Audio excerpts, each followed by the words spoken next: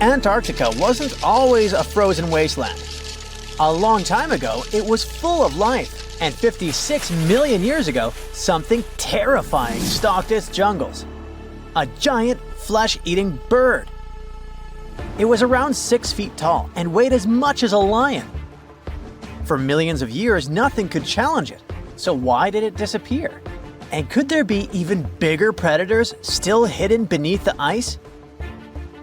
Paleontologists found 2 massive claw bones in Antarctica, sharp, curved, and powerful, belonging to this bird. They were dug up from the Epresian-aged rocks of Seymour Island, which means they're around 40 to 50 million years old. Their shape left no doubt. These were the so-called terror birds. Their scientific name is Forus raceti, some of the most fearsome predators to ever walk the earth. They were flightless and didn't even need wings. Instead, they could sprint at breakneck speeds, like ostriches from a nightmare. For millions of years, these birds ruled South America. But now, for the first time, their presence has been confirmed in Antarctica. No surprise here. Back then, South America and Antarctica were still connected, allowing animals to easily commute between continents. So these birds probably migrated south to adapt to life on Antarctica's prehistoric landmass. It didn't just survive here, it thrived. But at some point, this nightmare of an animal vanished. Why? Most likely because of the temperature changes. Antarctica was cooling, slowly turning into the frozen wasteland we know today. Its prey may have declined, leaving the predator without enough food. Eventually, it disappeared, leaving no descendants behind. Researchers hope that they'll find a complete skeleton eventually. They're also wondering where there might be even bigger species waiting to be discovered. Perhaps these birds evolved into a completely new Antarctic lineage. But for now, all we have are 2 giant, creepy claws. People often think that there are almost no animals or plants in Antarctica. But that's not true at all. Penguins waddle around, and forget the cute tiny ones. Antarctica used to have 6-foot-tall monsters. The emperor penguins are the largest penguin species alive today. They can dive over 1,800 feet deep and hold their breath for over 20 minutes. There were giant ancient penguins around 38 million years ago. They were the size of humans. Fossils show they had long, sharp beaks, making them terrifying hunters of fish and squid. The fish there are also absolutely fascinating. Forget giant squids. Colossal squids are nightmares even bigger. Some reach over 40 feet long with massive, super sharp beaks and eyes the size of dinner plates. Finally, orcas, the apex predators of the Antarctic Ocean. They hunt in packs, working together like a wolf pack of the sea to take down seals, fish, and even massive whales. There are even tiny plants like moss and algae.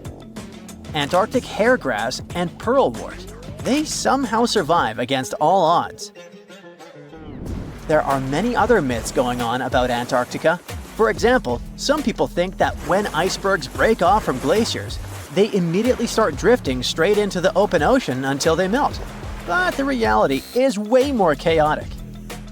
First, when an iceberg breaks off from a glacier or ice shelf, it has to deal with underwater obstacles. It can stay stuck on the seafloor for decades without moving. Then, they get caught in powerful whirlpools and spin in place for months. One iceberg, a 23A, spent nearly 40 years frozen in place before finally breaking free, only to get caught in a swirling ocean vortex for another 8 months. After that, their paths are influenced by ocean currents, tides, winds, and even underwater topography. They don't just float freely. Their movements are full of literal, unexpected twists. And speaking of glaciers, another strange rumor is that some humans can't travel more than 311 miles inland in Antarctica because of an impassable ice wall, freezing jet fuel, deadly winds, and no oxygen. But this is completely false. Antarctica has been explored by planes, vehicles, and even scientists on foot. There's an entire research station sitting at the South Pole. People live there all year long. The ice wall is real, a massive ice cliff rising above the ocean. But that isn't some secret barrier, it's an ice shelf. These are thick slabs of ice that form when glaciers slowly flow off the land and spread over the ocean. Almost 3/4 of Antarctica's coastline is made up of them, but they don't form some giant ring around the world. Antarctica is one of the most extreme places on Earth, but we've conquered its challenges and we keep learning more about it every year. That's why every year, millions of dollars are poured into keeping research stations running, protecting wildlife, and making sure the people who live there have everything they need. But where does all this money go? Well, Antarctica stations are basically small cities. There's electricity, heating, water purification, food storage, and medical facilities. The biggest station, McMurdo, is basically a town with over 1,000 people in summer. It has everything from a fire station to a gym. The South Pole Station is super deep inland, so it's one of the hardest places to supply.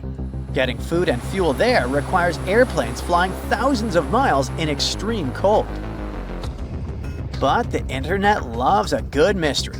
When Google Maps revealed what looked like a massive doorway in Antarctica, conspiracy theorists went wild. People joked about everything from Bigfoot's vacation home to a secret base, or even a Star Trek spaceship hangar hidden in the ice.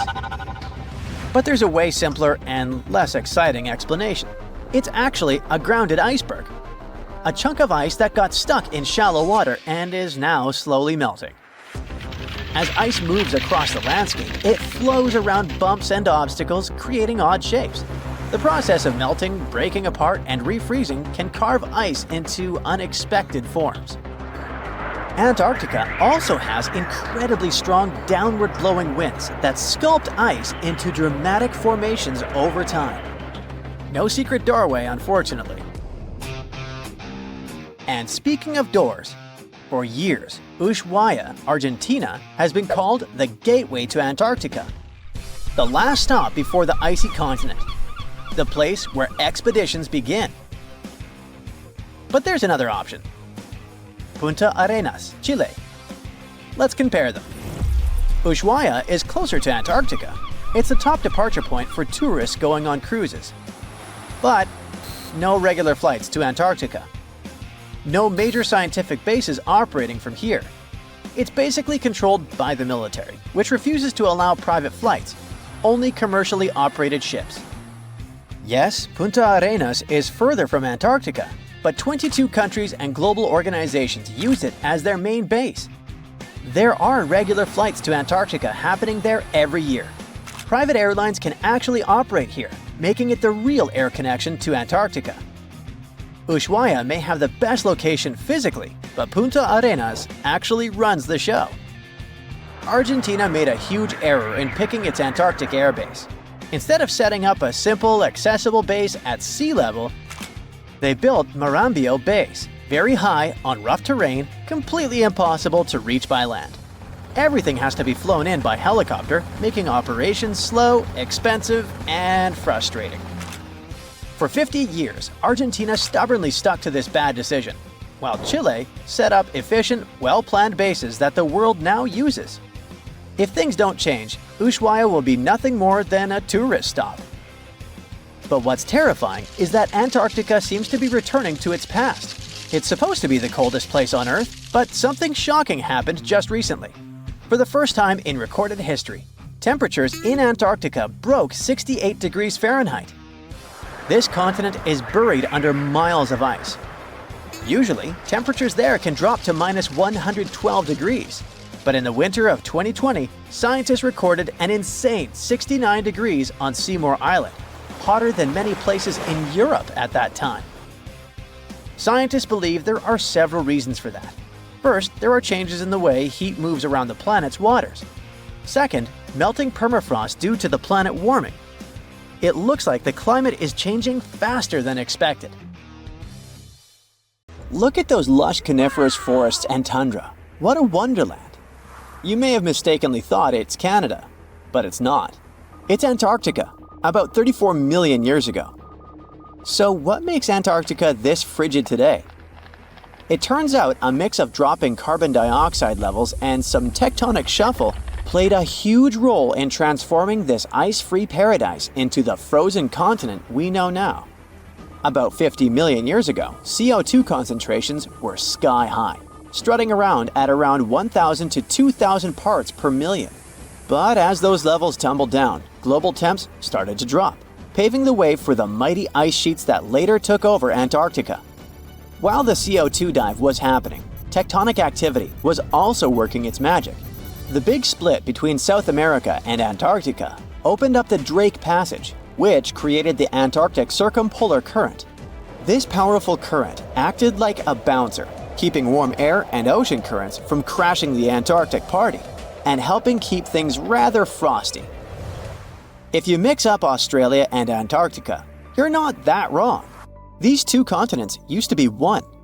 If you mix up Austria and Australia, it's much worse. By the way, don't fall for the internet myths and memes. There's no help desk in Austria specifically for people who intended to fly to Australia. Now, look at this magnificent Australian pink beach. It's precious, and not in a figurative sense. Those mysterious pinkish sands are actually garnet, and it's widely used in jewelry. Geologists studied those sands and came to the conclusion that the garnet contained there is older than local mountains. That doesn't make sense, right? In fact, it does. You see, Australia didn't used to be this very detached continent as it is now. Many millions of years ago, Australia and Antarctica were part of the supercontinent Gondwana, and glacial erosion released the garnet, which eventually made its way to the beach. These sands formed when South Australia was flat and chill, long before the mountains appeared. Most garnet gets washed away, but this batch has a rich history, tracing back to glacial rocks in the Transantarctic Mountains. So this pink sand comes from an ancient mountain range hidden under Antarctic ice. Not only does Antarctica ice hide gems like garnet, if you look harder, you might find entire buildings. Sounds insane, but this is exactly what a British explorer did. His name is Chris Brown, and he uncovered an entire building beneath the ice. He was traveling to the pole of inaccessibility, and it all started with a bummer. Chris and his son had their plane broken. Suddenly, they spotted a lone bust peeking out of the snow. This place was an old meteorological station. Despite freezing conditions, Chris and his son Micah had a blast exploring. Chris is on a mission to conquer all 7 earthbound poles of inaccessibility and has tackled 5 so far. I guess you already know that Antarctica is the largest desert on Earth, much larger than the Sahara or the Gobi. Still, despite being the driest continent on Earth, it boasts a seriously weird waterfall. Nestled in the mesmerizing McMurdo Dry Valleys, it's 5 stories tall and looks like it's gushing blood. It's even called Blood Falls. It may look outlandish and even frightening, but its nature can be easily explained. The water that creates this crimson cascade was once a salty lake, but over time, it became sealed off from the outside world when glaciers formed on top of it. Now, this ancient water hanging out 1,300 feet below the surface has cranked up its salt levels to 3 times saltier than the ocean. This salt water is also loaded with iron and gets 0 oxygen or sunlight. When the iron-rich water trickles through a crack in the glacier and meets the air, it rusts up, turning dark red. You may have mistakenly heard that no bug species belongs to Antarctica, but it's not exactly true, because there's this tiny Antarctic midge living there. Plus, there are some spiders too. Those aren't your average spiders hanging out in the darkest corners of your apartment. Those are critters lurking in the chilly darkness of the Antarctic ocean floor.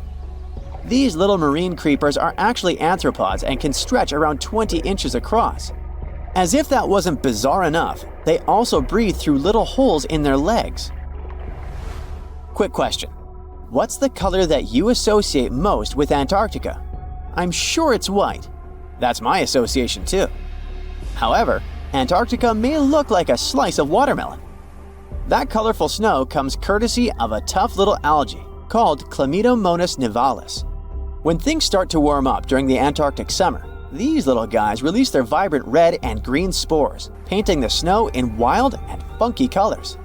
But it's best to steer clear because that snow is not just a pretty sight. It's also toxic and definitely not edible. Searching for fossils is always a blast, but when you're in one of the most remote spots on the planet, it gets even more exciting.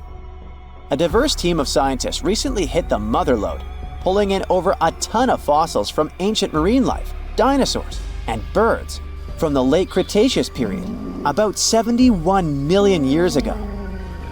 Their adventure kicked off with a flight to South America, followed by a 5-day trek through the infamous Drake Passage. Upon reaching Antarctica, they set up camp using helicopters and inflatable boats. You might be thinking, why dig in Antarctica with all that ice? Well, it turns out there are places where rocks pop up, depending on the season. The team went to James Ross Island, located in the Antarctic Peninsula, and they went there during February and March. And that's one of the few parts of Antarctica where in summer, rocks are exposed, and those rocks can come from the age of dinosaurs. The expedition was a success, as they discovered over a ton of remarkable finds. Next up, the fossils will head to Chile before making their way to Pittsburgh's Carnegie Museum of Natural History. Among their discoveries, they found relics dating back about 71 million years, alongside some around 67 million years old, including plenty of snails, clams, and various marine creatures. Yikes! Look at this creepy sea worm. It could live in LA and be a star in a horror movie, but it chooses to call the chilly waters of the Southern Ocean near Antarctica its home. These worms can grow up to 8 inches long and 4 inches wide, but don't let their spooky exterior trick you. Research suggests they might actually be superheroes in disguise, playing a vital role in keeping ecosystems buzzing. Now, see that head? It's not really a head, it's just a retractable throat that helps this toothy creature chow down on its meals. Antarctica has many creepy critters to offer. Let me introduce you to the Antarctic strawberry feather star. It's not like Patrick from SpongeBob though. It's more like a deep-sea creature straight out of a horror movie. Picture this, 20 wiggly arms, some stretching up to 8 inches, all decked out with these bizarre little bumps. Yikes indeed. Back in 2014, scientists buried 34 seismic monitors in the snow on the Ross Ice Shelf, which is huge. Think of it as an ice slab the size of Texas, just chilling over the Southern Ocean. These clever little machines picked up a nearly non-stop buzzing. Even though our human ears usually can't catch these low-frequency sounds, scientists have worked their magic and made them audible for us. They even shared the creepy audio online. A glaciologist from the University of Chicago says that if you could hear this vibration, it'd sound like a swarm of cicadas taking over the backyard in late summer. But these glacier explorers weren't trying to capture spooky tunes. They're actually on a mission to monitor the Ross Ice Shelf because things are heating up, literally, and the ice is melting faster than ice cream on a hot day. Ice shelves are like Earth's safety plugs, keeping all that massive ice from surging into the ocean. So what exactly is making all that noise? It's likely just strong winds whipping across ice dunes, creating a kind of natural vibration. It was one of the biggest creatures ever to roam the Earth. It was longer than your average school bus and could easily weigh more than 10 elephants combined. But where did it live? How did it end up having this size? And most importantly, why is it extinct nowadays? Let's find out. The Megalodon was the largest predator ever known in our planet's history. In terms of its location, the Megalodon lived practically in all waters on our globe, except near the poles. The reason why there were no Megalodon teeth found in Antarctica is probably that the gigantic creature adapted to only warm tropical and subtropical waters. The younger ones liked to keep to the shores, while full-grown adults preferred coastal areas. but they could easily move into the open ocean as well. How do we know the Megalodon was so widely spread? We can only presume, based on the fact that they discovered the most northern fossils off the coast of Denmark and the most southern in New Zealand. The discussion of how the Megalodon got this size is still open in the scientific community. They recently found out that not all the specimens from this fascinating species reach the same huge size. This has to do with a little something called the Bergmann's Rule, which says that the temperature of the surrounding environment affects the animal's body size because they either need to conserve or shed heat. The megalodons that reach cooler waters probably needed more body weight to make sure they survived in low temperatures. On the contrary, those living in warmer waters had to be smaller to avoid burning up. But what did this enormous fish look like? Most modern depictions show the megalodon resembling an enormous great white shark. But well, it seems it may not necessarily be correct. The megalodon likely had a much shorter nose and a flatter jaw that looked almost squashed when compared with a great white shark. It also seems to have something in common with the modern blue shark: extra-long pectoral fins. They needed these to support their weight and size while navigating the planet's waters. Lastly, the lady megalodons, seem to have been about twice as large as the gentlemen. As for their offspring, even a small megalodon was enormous, at least 6.5 feet from nose to tail. How do we know that? Because specialists have stumbled upon megalodon nursery habitats in Panama, Maryland, the Canary Islands, and Florida. Even the piles of used diapers were enormous. Nah, not really. Surely the scariest aspect of the megalodon's looks was its mouth. I mean, think about it. Megalodon had whales for dinner, so it obviously needed to open its mouth wide enough. Scientists have estimated that its jaw would span a mind-boggling size, 9 by 11 feet wide. Just to paint you a better picture, that means it could have easily gulped down 2 adult people side by side. Wait, which 2 adults? Those impressive jaws also feature 276 teeth. Based on modern reconstructions of the force of its bite, it looks like it may have been one of the most, if not the most, powerful animals of prey ever to exist. For comparison, humans can have a bite force of around 1,300 newtons. Today, great white sharks have been estimated to be able to bite down with a force of over 18,000 newtons. The Megalodon tops all the records, with an estimated power of bite up to 10 times greater than that. It could basically crush a car with very little effort. Its teeth were also pretty amazing. Similar to sharks, the Megalodon was fast in replacing its broken or worn teeth. With 4 or 5 rows of teeth in its mouth, it basically acted like a conveyor belt, growing back damaged or missing teeth within about 48 hours. This means that an adult Megalodon probably would have grown several thousand teeth throughout its lifetime. It was nice of them to do that, though, since it's probably one of the reasons why Megalodon teeth are so common in fossil records, and we're able to study them properly. To maintain its impressive physique, the Megalodon had to eat somewhere around 2,500 pounds of food per day. Can't wrap your head around that?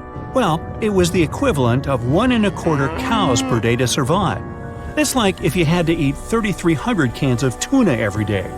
I've used the word Megalodon a lot, but have I mentioned where it comes from? When translated from Greek, it means giant tooth. Ah, those clever Greeks.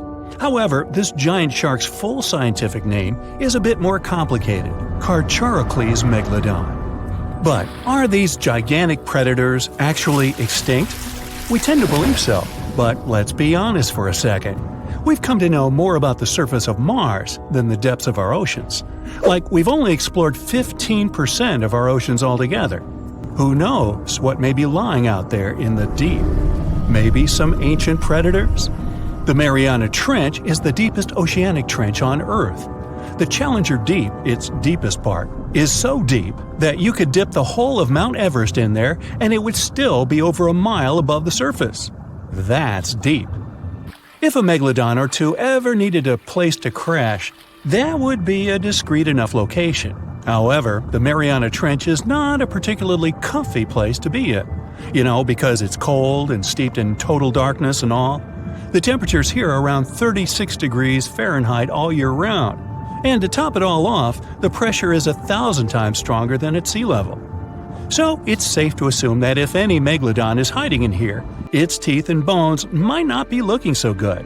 Because of the intense pressure here in the Mariana Trench, proteins and calcium start to dissolve and disintegrate.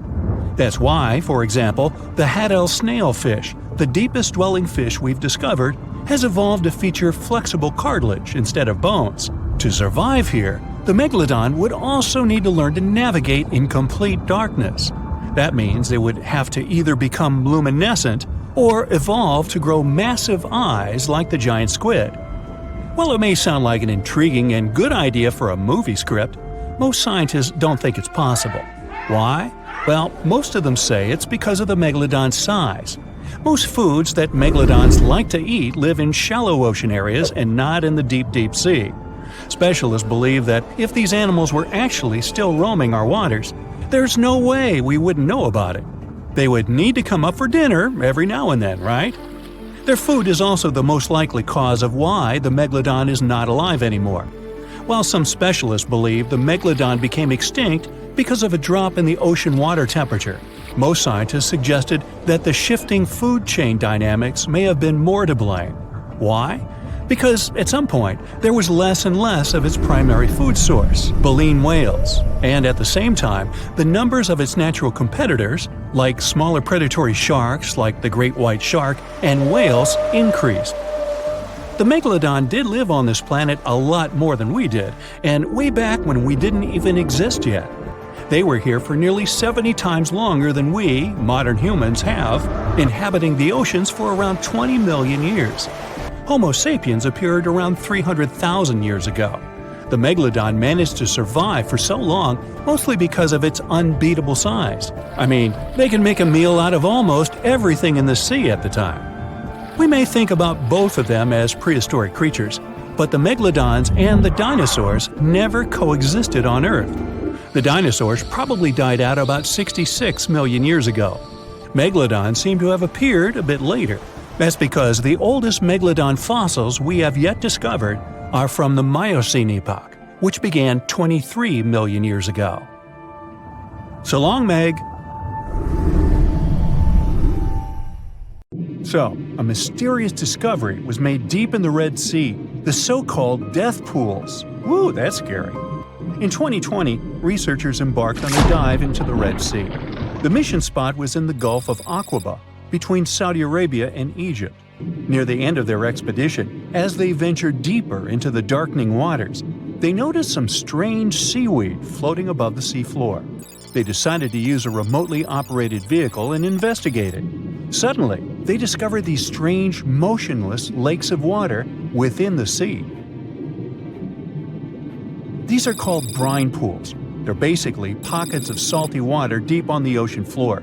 And when I say salty, I mean it. Sometimes they're up to 8 times saltier than the ocean water itself. Mysteriously, they don't mix well with the surroundings. They formed millions of years ago, sometime during the Miocene epoch, back when weird creatures roamed the Earth, like me, and deeply buried mineral deposits dissolved into the water. The largest pool spans about 170,000 square feet. Meanwhile, 3 smaller ones are under 107 square feet each. At first, this discovery didn't seem that scary. But here's why they're so horrifying. Not only are they disgustingly salty, they also lack oxygen. Now hold on a sec, isn't that normal for something that's underwater? Well, it turns out the Earth's waters are full of oxygen, and at least half of this element on our planet comes from the oceans. Just like plants on land, marine plants such as phytoplankton, seaweed, and algae munch on sunlight and produce oxygen through photosynthesis. They release lots of it into the surroundings. Marine life then eats half of it, so only about a quarter of the oxygen that we breathe actually comes from the oceans. Just like us, sea creatures need this element to survive. Without it, they can't breathe and support their metabolism to live. That's why these pools are super dangerous for most of them. It's like a puddle of thick syrup for bugs. When they get in, the poor things immediately suffocate and pass away. Which is why the pools are surrounded by a graveyard of marine animals. But let's see how these things can exist in the first place. Have you ever tried making ice cubes from salty water? Spoiler, it's pretty hard. When you add salt, the water gets harder than usual to freeze, a phenomenon that has a funny name – freezing point depression. Oh, that's because salt interferes with the hydrogen bonds between water molecules. As it finally freezes, stuff like particles, dirt, or dissolved salts get pushed out to the sides. As a result, the salt's kind of squeezed out of the ice crystals and gets trapped near the edges in small bubbles or pockets. Something similar happens in the ocean when seawater starts freezing under super cold polar caps. The salt doesn't freeze with the water. Instead, it gets pushed out, forming a super salty cold liquid, the brine. And then it sinks down to the ocean floor. On a large scale, all this process also helps currents to form. Despite being so dangerous, the pools are still full of microbial life, because microbes couldn't care less, they'll survive anywhere. There are literally thick mats of them in the brines. There are also some salt-loving creatures, like shrimps and eels, hovering around the pool's edges. They're being super creepy, waiting to catch unsuspecting prey that ventures too close to the toxic death pool. Ew. Well, it sounds icky, I know. But this discovery gives us some fascinating insights into how life might have originated on Earth. We already know from the evolution theory that we came from the ocean, but now scientists think that life might have begun in the deep sea in some super dark, oxygen-free places. These brine pools are like time capsules. They're one of the closest things we found to the early Earth. They can tell us the planet's history of earthquakes, floods, tsunamis, and more. For example, they have some traces of rainfall that happened over 1,000 years ago. And they can also help us search for life on other water-rich planets. For example, Mars most likely used to have huge oceans on it. Now, NASA scientists want to send a special instrument called HABIT for a special red planet mission to study things similar to our brine pools. This will tell us more about how life appears and survives in the universe. There is lots of unexplored fascinating stuff like this in the Red Sea. That's why scientists conducted the so-called Decade Expedition and spent around 5 months exploring the place. This expedition was launched by the National Center for Wildlife. They made so many remarkable discoveries that now we've got 77 new research papers. For example, they found over 10 blue holes, incredible underwater sinkholes that host unique ecosystems. They also learned that dolphins can use those blue holes to protect their young from predators. Scientists also found traces of great white sharks, a creepy community of deep-sea lanternfish living in low oxygen conditions, and even a new coral species. It's the most resilient deep-sea corals that also vibe just fine without oxygen, like microbes we mentioned. Speaking of which, research also showed us some new ancient thermal vents and large blobs of microbial formations near Farisand Island. Now, can you believe that with all that, we only explored 5% of the ocean? It's divided into several layers based on depth. Each layer becomes darker and more isolated from sunlight as we go deeper. The places that no sunlight can reach are terrifying. Now, the fun, cute layer with dolphins and turtles is called the epipelagic or sunlight zone. It's so tiny, but even this layer is about 650 feet deep. Then we have the mesopelagic or twilight zone. It's the layer of mysterious octopus, shark, and other loners, which extend to about 3,000 feet down. And then the horrors begin after this one. We encounter the bathypelagic or midnight zone. It extends to 13,000 feet below the surface, about a half of Everest above you. Here we have the famous poor blobfish, squids, and anglerfish. Below it is the abyssal zone. It extends to about 20,000 feet deep. Since there's not much sunlight or oxygen, as we mentioned, most creatures here are quite small, like tube worms and shrimp. The darkness continues until we arrive at the scariest place of the planet, the place full of trenches formed by tectonic plate movements, the Hadal Zone. It's named after Hades, the deity of the underworld in Greek mythology. Just like Hades' realm is dark, remote, and guarded, the Hadal Zone is the deepest and most depressing part of the ocean. It starts at depths of around 20,000 feet and can go down to 36,000 feet and more. The famous Mariana Trench also belongs to this zone. Only 3 people in history have ever explored these depths in person, making it one of the least explored and most mysterious places on our planet. However, despite crazy high pressure, near freezing temperatures, and complete darkness, there are still things who manage to survive here. Guys like amphipods, which are critters who feed on dead material sinking from above, and the hadal snailfish, which lives as deep as 27,000 feet. So scientists used to assume that if there's no sunlight, there wouldn't be that much oxygen around. But one day, a research team decided to measure the levels of oxygen in one of those deep zones. Surprisingly, the levels were super high. They checked the equipment thinking that it was malfunctioning, but nope, all the sensors showed the same thing. Turns out the oxygen was somehow generated by rocks. These small potato-sized rocks on the seafloor are called polymetallic nodules.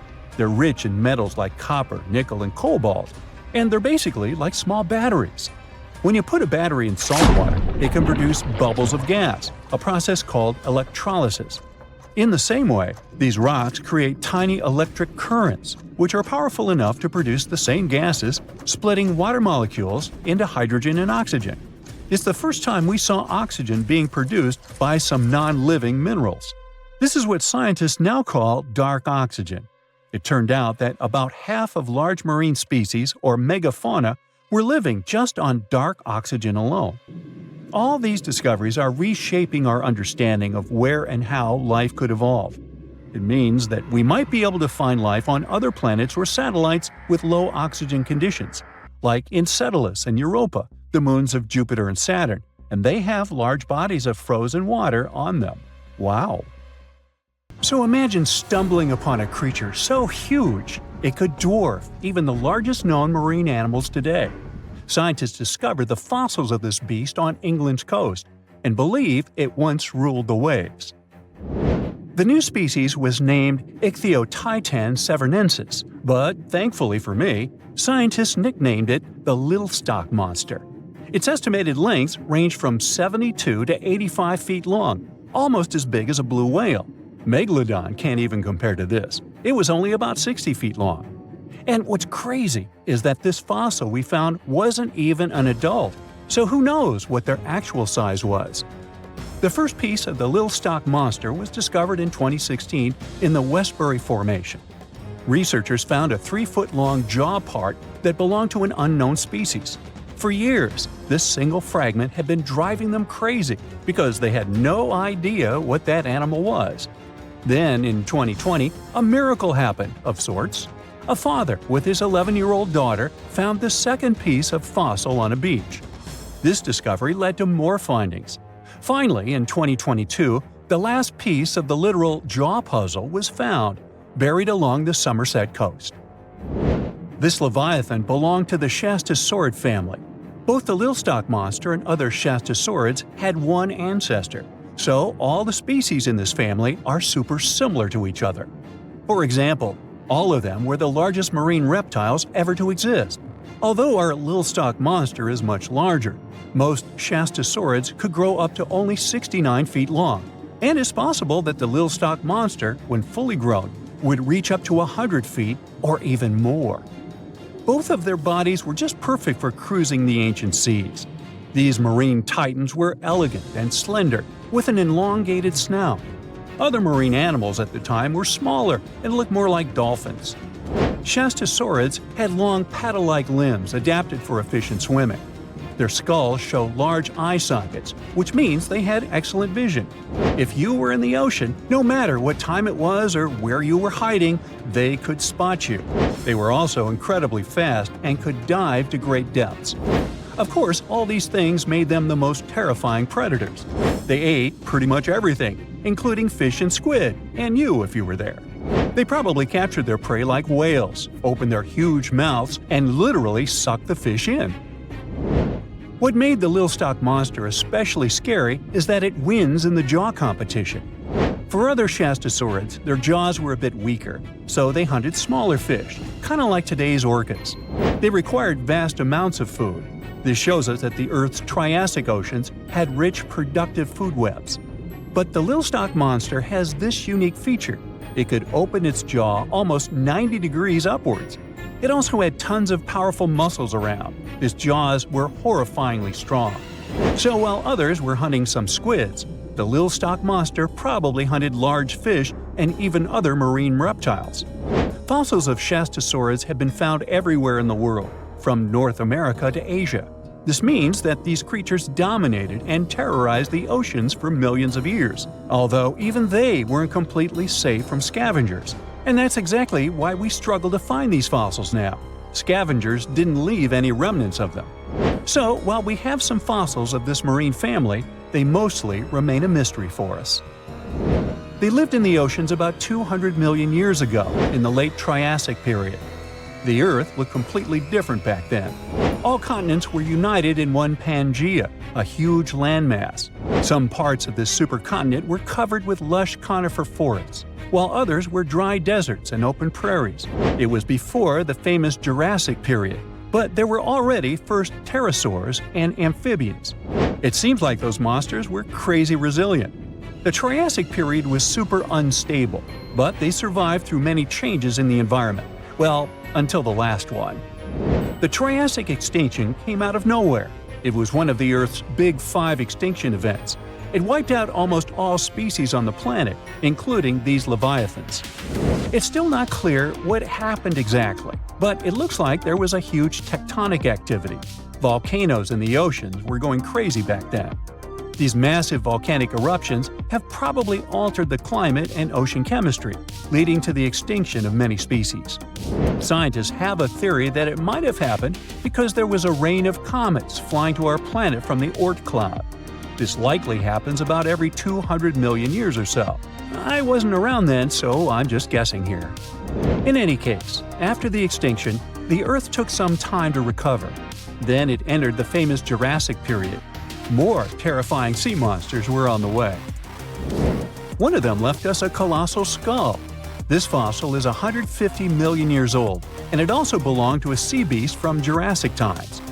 They called it the Sea Rex. The name is very fitting. This monster could have broken a car in half with one bite. It was also discovered accidentally. A fossil enthusiast was walking along the Jurassic coast. This place is famous for having tons of ancient fossils, all because of the erosion in stormy weather. Typically, people find small spiral fossils here. However, this time, he discovered a giant sea monster fossil. Excited, he contacted scientists. They arrived at the spot right away and then had to carefully climb down a cliff to search for the rest of the skull. This fragment alone is 6.5 feet long. Turns out, it's a newly discovered species of pliosaurs, giant predators of the ancient seas. Pliosaurs were among the largest marine predators ever. Some of them grew up to 40 feet long. They used their huge teeth to snatch and devour prey, including other reptiles. Well, at least those creatures are far gone. But what about the horrors that still live in our oceans? Recently, biologists discovered the world's longest animal, the one that's still alive to this day. They found it off Australia's coast, on the Gascoyne coast, a very mysterious and unexplored place. There, underwater vehicles stumbled upon a frightening 150-foot-long siphonophore. That's twice as long as many blue whales and 3 times as long as a humpback whale. Doesn't it kind of look like one of those toy string worms? But this creature isn't friendly at all. It's a string-like deep-sea predator. What's even more scary is that this isn't actually one creature. It's a colony of small clones working together as one. Basically, collective consciousness. Ooh, Borg. Together, they stretch out like a single long string in the water. This creature might be the longest siphonophore ever found, and it was discovered at a depth of around 2,000 feet. Siphonophores, similar to jellyfish, capture their prey by dangling stinging tentacles in the water. When their tentacles touch small crustaceans and fish, they get paralyzed, and then they're reeled up to the colony's body. Expeditions to Western Australia's underwater canyons were definitely worth it. Together with that siphonophore, scientists have discovered up to 30 potential new marine species. Among them were a new octopus or squid, a long-tailed sea cucumber, glass sponges, and giant hyroids, colonies of animals resembling upside-down jellyfish. None of them have been seen before in Australia. But most of them weren't as scary as the one that was recently discovered in the Gulf of Mexico. This creature is straight out of a sci-fi thriller. a 26-foot-long mangapinna squid, or bigfin squid. It was discovered near an offshore oil rig at a depth of more than 7,800 feet. It has incredibly long elastic tentacles, which can be 15 to 20 times longer than its body. It holds them at right angles to its body, making it look even creepier, almost as if it has elbows. And yes, it's another deep-sea predator. These 10 tentacles probably help the squid trap their prey and drag it onto the seafloor. We barely know anything about this extraterrestrial-looking creature because they're very hard to find and study. And if you think their tentacles are awful, just check out these creatures with 20 arms. This thing looks like a facehugger. This new species is lurking in the frozen depths of Antarctica. Experts were searching for cryptic sea animals known as Promachocrinis, or Antarctic feather stars. They're kind of similar to starfish and sea cucumbers, but have an otherworldly appearance and can live up to 6,500 feet below the surface. It's called the Antarctic strawberry feather star. Despite its pretty name, its appearance is anything but cute. It has a bizarre strawberry-like body from which 20 spindly arms branch off. Its coloring ranges from purple to dark reddish, and the arms all have different lengths and thickness. Who knows how many more of such scary creatures we'll discover in the future? There are plenty of fish in the sea. Some of them look totally like Nemo or Dory. Then there's the butterfly fish and fancy guppy, which is indeed really fancy. And then there's... what on earth is that? I would definitely not pay for a diving experience to see this guy. The anglerfish has the unofficial title of the ugliest animal in the world, but I wouldn't dare to break that news to it. There are more than 200 species of anglerfish currently swimming somewhere in the gloomy depths of the Atlantic and Antarctic oceans, up to a mile below the surface.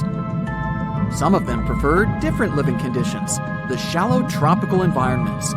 Different kinds of anglerfish vary in shape and size, from the famous black sea devil to frogfish, monkfish, footballfish, goosefish, batfish, and sea toad.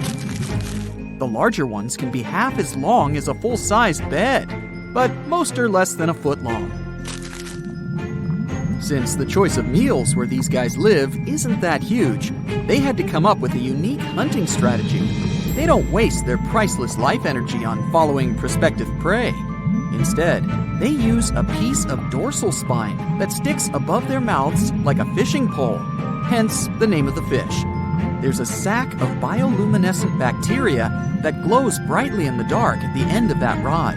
The light lures prey, and all the anglerfish has to do is wait, and then enjoy its lunch delivered right to its mouth. Their bodies are pliable and huge, so they can easily swallow prey twice their size. Deep-sea anglerfish eat whatever they can find. Species that live in more shallow water aren't picky either, and can eat anything from shrimp to snails and small fish. Only female anglerfish have the cool fishing rod feature though. So what about their males? Finding a soulmate deep under the sea isn't that easy. I mean, literally, there's no light down there. Plus, there are frigid temperatures and low oxygen levels. Anglerfish can't afford to go on many dates in those conditions, so they mate for life. And before you go aw about it, I have to tell you, they do it in quite a special way. Male anglerfish are much smaller than their ladies. The contrast is so striking that when researchers first got interested in their love life, they thought those males were actually the offspring, or larvae, hanging out next to their moms. Certain anglerfish male species have receptors that alert them that there's a female nearby. After they mate, the male bites into his woman and stays attached to her head, belly, near her tail, and other areas he can access. While they morph together forever, the female fish gets the male's cells, DNA, and reproductive organs, but loses her immune response cells. The male gets free permanent housing and nutrition.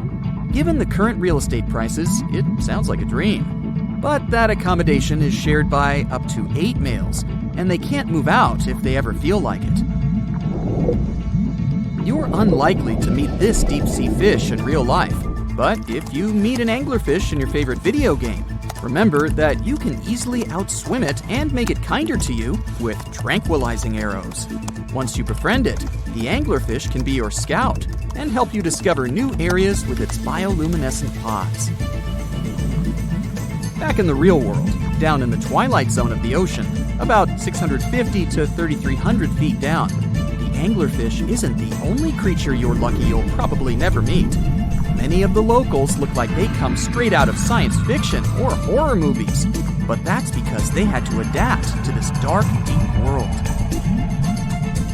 I did my best to get you prepared for the creatures you're going to meet, starting with the common fangtooth. They spend most of their lives deep down, but at night, they move toward the surface to snack. These guys are more active than most other deep-sea dwellers. They don't wait for food to come their way, but actually follow it, and then get it with their long, hungry teeth. They don't have a built-in light bulb like the anglerfish, so they've developed a great sense of smell and use as much sunlight as they can get there in the depth to get around. Sometimes, even the shadow of a passing by prospective prey is enough for them to switch to action mode. And though they don't look too charming, they're completely harmless to humans if you ever run into one of these guys.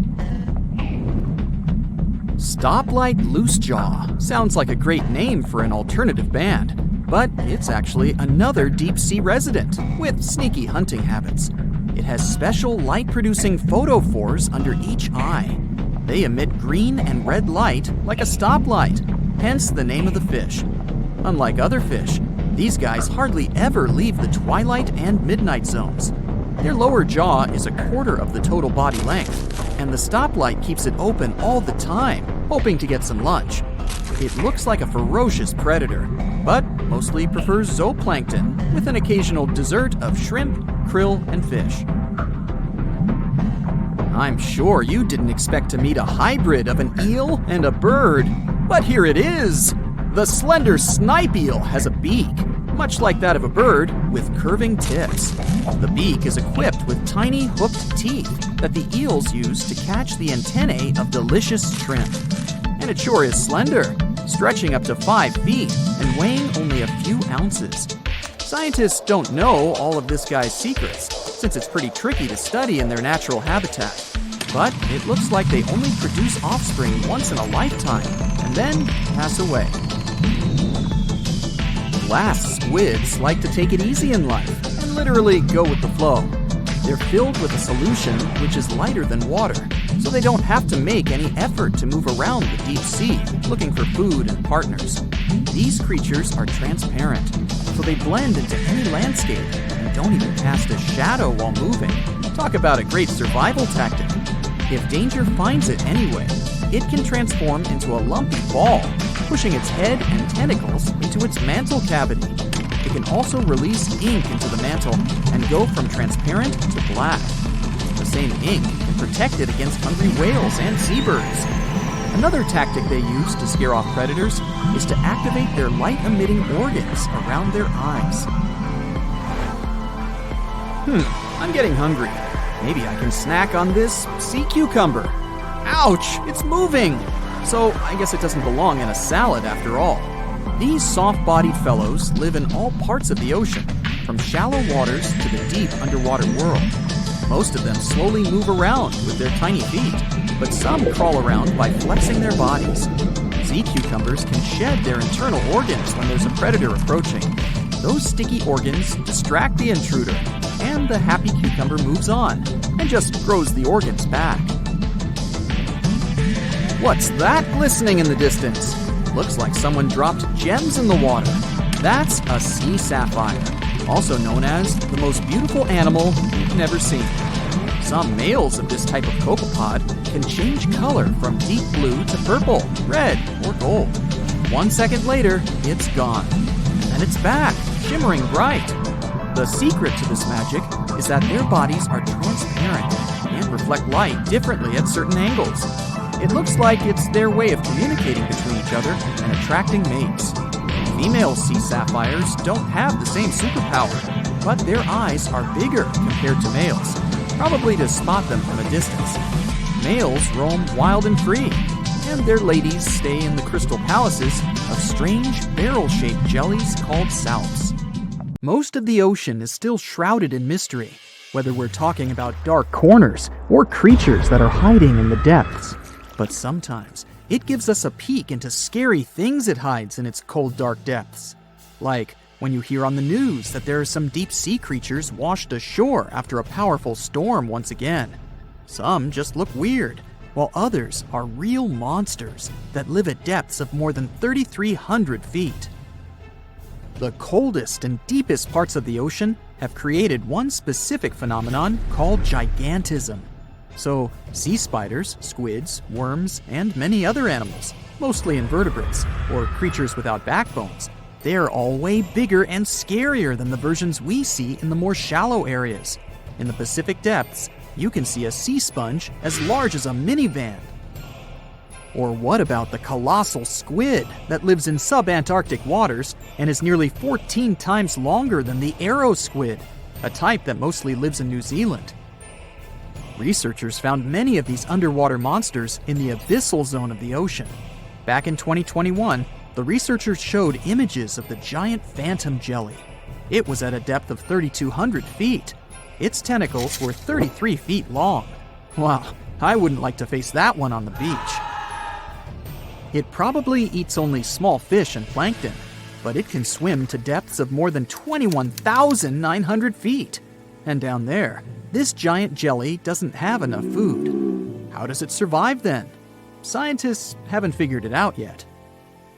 And there are even more questions related to the giant squid, the biggest one ever found. This monster is 43 feet long, with a weight of nearly a ton. Imagine if those tentacles would grab your car, or something like that. They would smash it like it was a toy. There's no light in the abyssal zone. Sun rays just can't penetrate that deep. So there's no algae or underwater plants there. Local animals mostly eat snow. Marine snow is not like the regular one you build a snowman with. It consists of any small flakes or remains that fall from the surface of the ocean. Maybe even some leftovers that animals up there couldn't eat. So it's not much. But apparently, it's enough for very large creatures that hide deep down there, like giant squids. Squids that generally live at such depths don't bother going after their prey. They just wait until the poor animal swims right up to their long tentacles and falls into a trap. It may not be the best method ever, because not many animals will even swim into these dark, cold parts. But it's the method that saves energy. A giant squid eats only 1 ounce of fish daily, which is approximately 45 calories. That's nearly 50 times fewer calories than an average person should eat per day. So when a squid gets 1 fish, it saves it for a couple of days. I hope giant squids won't get the idea to go to the surface and look for food when there's not enough of it in the abyssal zone. And I hope even more that giant Greenland sharks won't get that same idea. You can find them at depths of up to 7,200 feet. They're twice as slow as we usually walk. They swim at a speed of 1.12 feet per second. Their slowness is part of the energy-saving mechanism that creatures down there need to survive.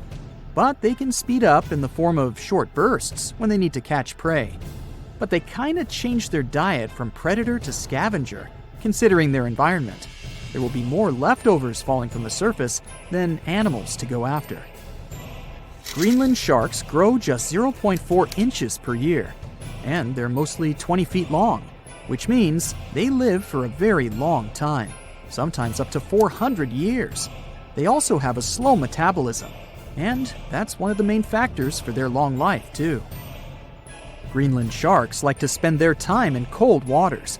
They're adapted to that, since their tissues have specific chemical compounds that prevent the forming of ice crystals all over their body. That means they have some sort of natural antifreeze. So what makes them so big? Scientists are still not sure, but some theories try to explain it. There's this thing called Kleiber's rule that says bigger animals tend to be more efficient. Just take a small fish and compare it to a whale with a mass hundreds of times bigger. The whale has a greater metabolism. It conserves energy more efficiently and loses less of it to the surroundings through heat. Moving on. bigger animals can ingest bigger prey. They're more likely to go through tough issues in their environment or defend themselves from predators going after them. Also, the body gets bigger when temperatures are lower. The Greenland shark is a perfect example. So are giant sea spiders. Sea spiders are generally common, and you find some very small ones at 0.04 inches. But in deeper parts of the Antarctic, they become 3-foot-long giants. They grow so big because the cold water has more oxygen. That way, more of it diffuses into the animal's body, and that allows it to grow bigger. Yeah, both as a creature and a nightmare. And how about this giant tube worm? Researchers found it accidentally while they were exploring the mysteries of the Pacific Ocean floor. They stumbled upon unusual hydrothermal vents. Volcanic heat is a thing that gets them going. As water seeps down through faults or cracks in the rock, these vents change their direction. When the water gets out of the vent, it's rich in different minerals and chemicals. Most animals wouldn't survive being around this toxic soup of chemicals, but not these tube worms. They came as a true surprise, because not only are they not bothered by these toxic vents and the almost boiling temperature of the water, but they developed entire ecosystems there. They're unique because they don't need sunlight to survive. Instead, small bacteria are their main source of energy. That bacteria gets their energy directly from these toxic chemicals.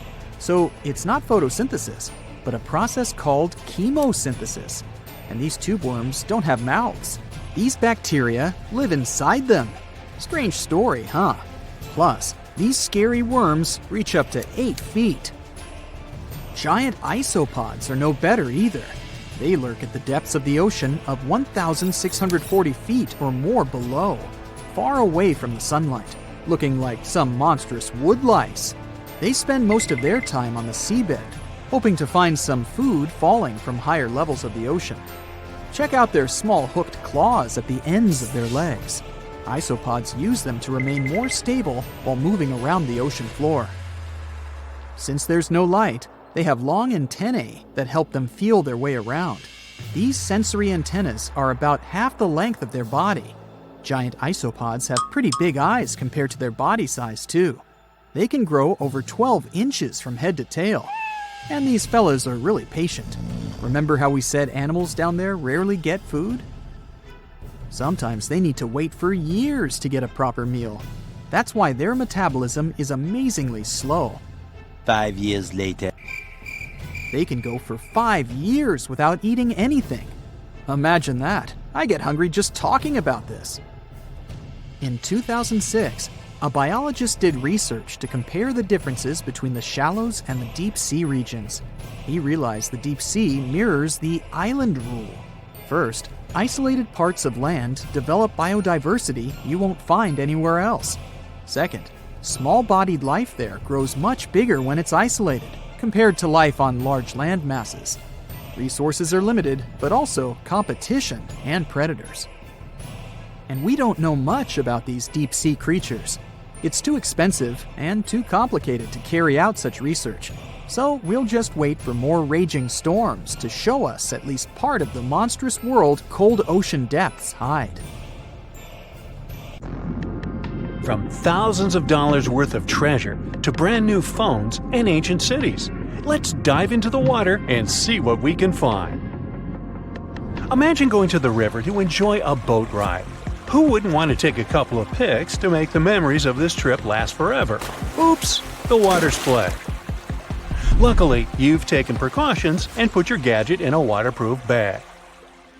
But what if you drop your phone to the bottom of the lake along with this case?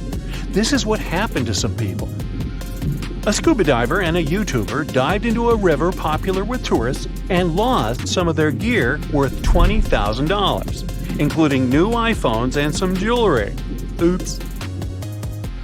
You might be familiar with the image of a car getting pulled out of the water, either from the movies or TV news. Large cargo vessels sometimes sink, and trucks inside them go along. That's what happened with the Thistlegorm wreck. It sunk in 1941 in the Red Sea, and these Bedford trucks were inside. Want to see something more valuable, like treasure? A British cargo ship was carrying a heavy load of silver ingots, but the vessel sank. Treasure seekers knew there was silver on the ship. Since the 1940s, they've been looking for it. The Odyssey Marine team got lucky. They made the discovery in 2011. The treasure was more than 14,000 feet below the surface. The ship had carried more than 110 tons of silver ingots. Finders keepers! The Odyssey team kept 80% of the treasure and gave 20% to Her Majesty's Treasury. Of course, there were more items on the ship, like letters, teapots, and silk sheets.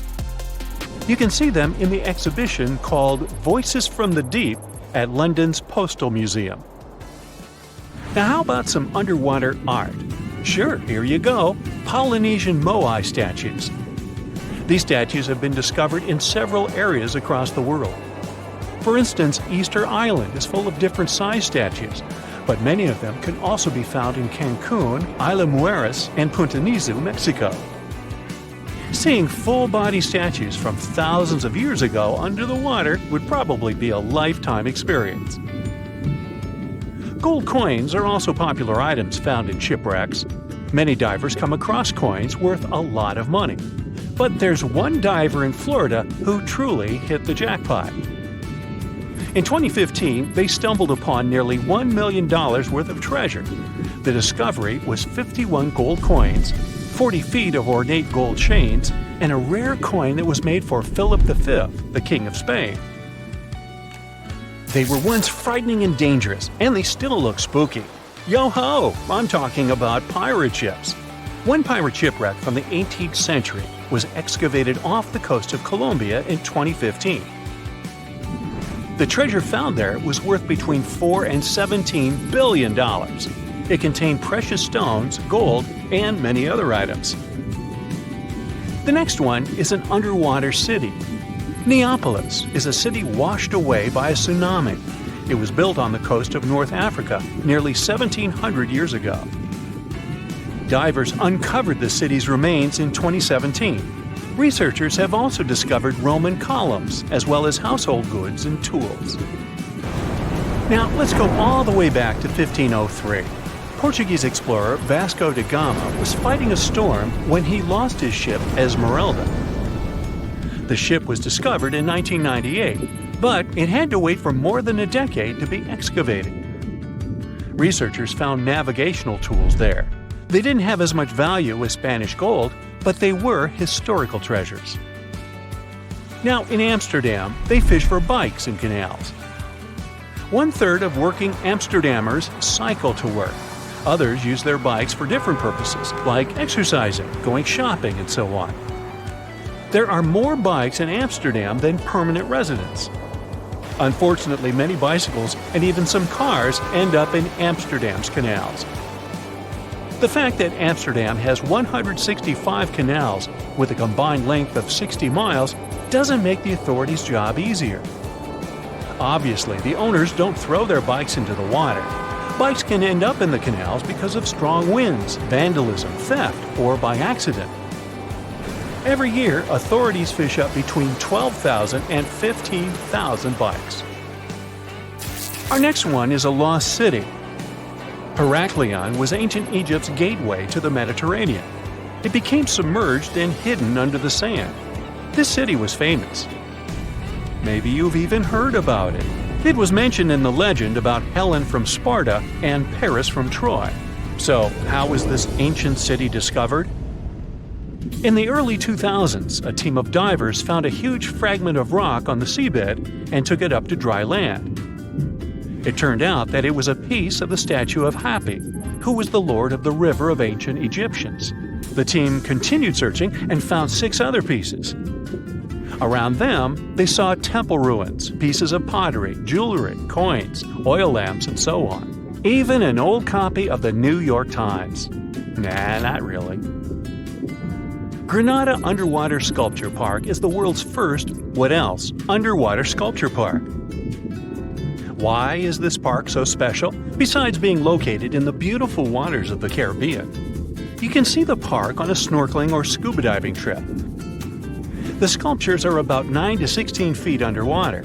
The atmosphere and the experience itself make it special. The sculptures are made from concrete and steel. Some of them weigh as much as 15 tons. They're covered with underwater creatures. The statues were put there to help protect reefs, maintain the health of the ecosystem, and restore underwater life in that area.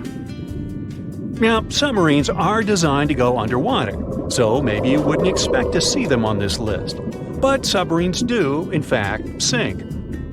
Divers have discovered many submarines. For instance, an Australian submarine was found off the coast of Papua New Guinea more than a century after it had sunk. Now here's another submerged city, but this one was left underwater on purpose. You can see the ancient ruins of Lion City in a lake in China. This lake was created in 1959 when the valley, at the base of Five Lions Mountain, was flooded to create a hydroelectric power station.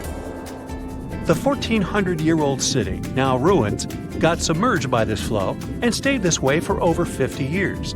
It lay untouched at the bottom of the lake until its exploration started in 2001. Divers found out that many structures, carvings, guardian lions, and arches were still preserved.